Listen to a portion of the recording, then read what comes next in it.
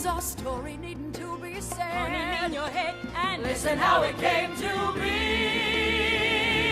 Oh, I had read DESSA ROSE. I had fallen madly in love with this very, very fascinating little novel, kind of a classic novel, but not very well known outside the African American community. And I had read it and I loved it. And I brought it to Stephen and he said, I just can't even read it. She brought it to me right after we had written My Favorite Year, which was like a happy-go-lucky, let's put on a show, 1990. showbiz, show tune, kind of piece. And then she said, I'm fascinated by this novel, DESSA ROSE, and I thought it was so densely written, just in terms of the language, and it's written in dialect, and there's so many incidents in it, and I actually could see it as a film, but I couldn't see how you could harness this sprawling novel into a work for the stage. Right. And so periodically, Lynn would say, here's DESSA ROSE, like 2 years later, here's DESSA ROSE.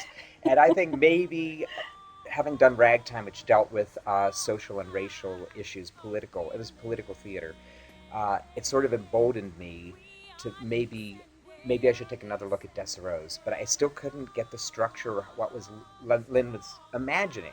And I said, I need to get into your head, and I, for the life of me, can't. I said, can you, as an experiment, just try to put your thoughts down on paper? And pretty much you wrote like an opera libretto. I wrote an opera libretto. I'm not entirely... Like a folk opera. But really. yeah, I decided to show Stephen what I was talking about and what I could see in this project. So I wrote what is essentially an oral history. And I will say, one of the things that we love is storytelling. We are storytellers through music and lyrics. And so that theme of storytelling began, I think, maybe in Once on This Island, and has woven its way through a number of our shows. A Man of No Importance is a little bit like that. The characters tell Alfie Byrne a story. In Ragtime, the characters break the fourth wall and begin to tell a story. So in the case of DESSA ROSE, it's an oral history with two actors, two women, who are telling the story to essentially either their children or their grandchildren or their ancestors. We don't quite know, but they're telling the story. And they become old and they become young very fluidly within the course of the show. It's a form of live storytelling that works so beautifully for a lot of our shows, but in DESSA ROSE in particular, it is this tradition of oral history that we wanted to honor, and so that became the device for telling that particular story.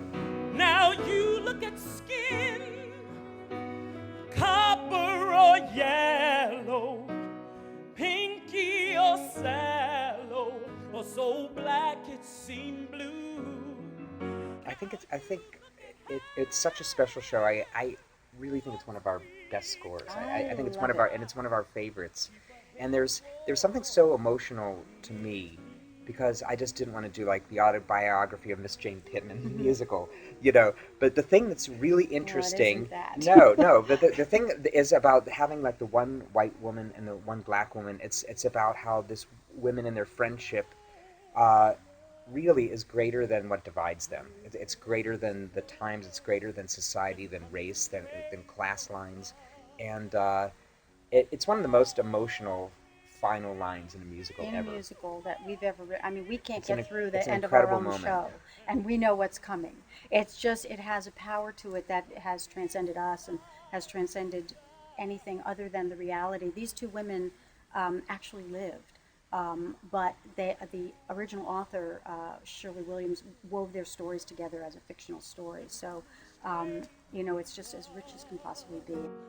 Blood milk, this world keep going, and who we to say what this life's about? Who we to say what this life's